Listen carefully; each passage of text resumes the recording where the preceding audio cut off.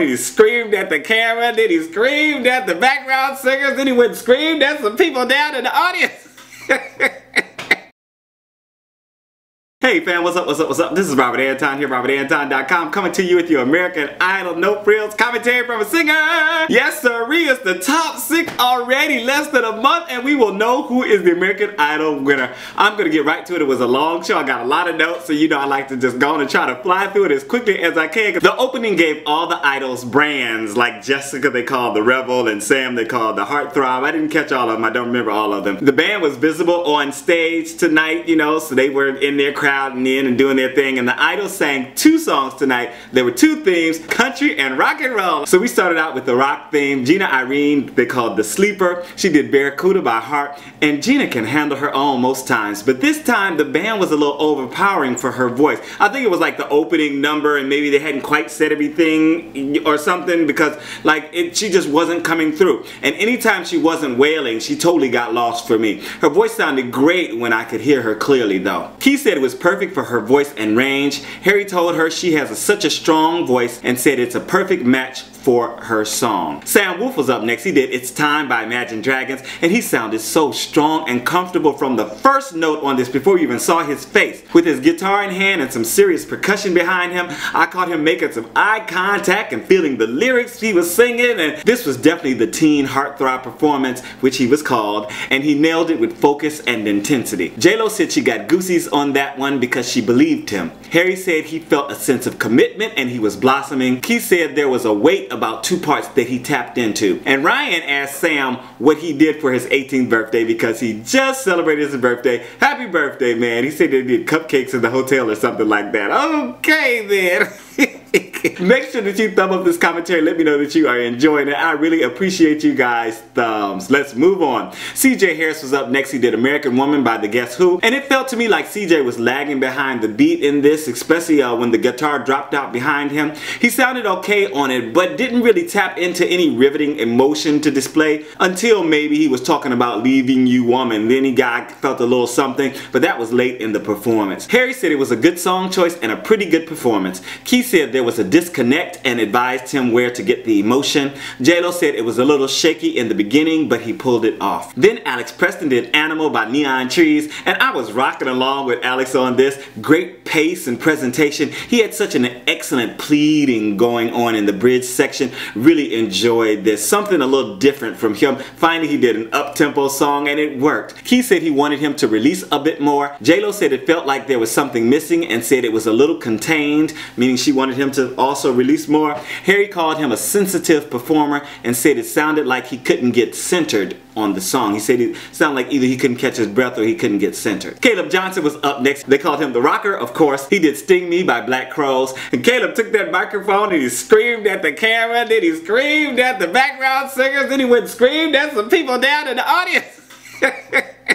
I was loving it. I really was. I was loving every minute of it. All the attitude that the song required, and the vocals were solid, and that Steven Tyler note he hit, I was like, go ahead, homeboy, do it. J-Lo stood for him. Then she said that was some real rock and roll and mentioned something I missed. Okay, so I missed this when the first time he came around. He lost the mic and got it back before it was time for him to start singing. Okay, how did I miss that? But I watched it back just before I shot this, and I was like, oh, when they were doing the drum solo, he was doing something on stage that wasn't shown on camera, and as soon as they came back, he was picking up the mic to sing, and so that's what everybody else saw that I didn't see. And I was like, okay, what's going on? I must have been like, with my head, like, you know, sometimes when I'm watching the show, I'm like typing a little bit, and I'll be typing and I'll be listening, because the most important thing to me, I want to see what's going on, but the most important thing to me is what they are singing, how they sound, if they sound connected, if they sound good, blah blah blah, and I'm also getting in how they look also. But you know, sometimes I got to go on and type a little notes while it's going on, because I'll forget. I'll tell you, I will forget in a minute. Anyway, Harry called it a perfect song choice and an incredible performance. Keith said his recovery of the mic was killer, and Randy said it was reckless and called called it real rock and roll. Jessica Meuse was up next. She did Somebody to Love by Jefferson Airplane, and she was back behind the guitar looking glam and working the camera, you know. She surely looked more comfortable like this with the guitar and behind the microphone and more in control, and she was wailing away with some fierce passion and some serious vibrato. Harry said she stood there, felt it, she delivered, and it was strong. Keith said the song played to her vocal strength and tonality. J-Lo said her voice is so powerful and beautiful, and they want the energy of her body to match with that. And then Ryan showed some instant results that showed Jena in first place and Alex in last place. Is that possible? Now we move on to the country segment, and we started out again with Sam Woolf. He did You're Still the One. And Sam had a bit of roughness to his voice on this song, maybe from all the rehearsal and his prior performance, first performance he did a little wailing and stuff, but it sounded really nice in my ear. I was like, I gave him just a little bit of gruff. It really sounded good. I hope it felt okay though. He went up to some girls and sang to them and let them grab his hands, which was very nice, though I don't think he really had the best connection to the lyric, but it sounded as good as ever. Keith told him to relax more.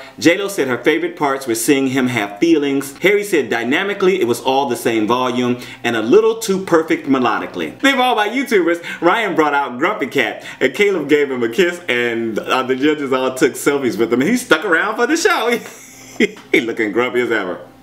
Caleb Johnson was up next with Undo It by Carrie Underwood, and from the start this was a little more sedate but had just as much intensity as his first performance, and he really made this song his own. Style gave us rock and roll, baby, and I think Caleb probably doesn't get enough credit for his interpretation of the lyrics. He was totally connected, had all the kinds of little vocal inflections going on and little things that he was doing that could tell that he really knew what he was talking about, and he was giving it to us with both barrels. And it is his 23rd birthday today, so happy birthday to you, man. Jena called it a great performance. Harry said it was an extremely strong performance. Keith said he thought it was great and he couldn't wait to hear what country song he does later. And it took me a second to catch that. I was like, he just, oh, okay.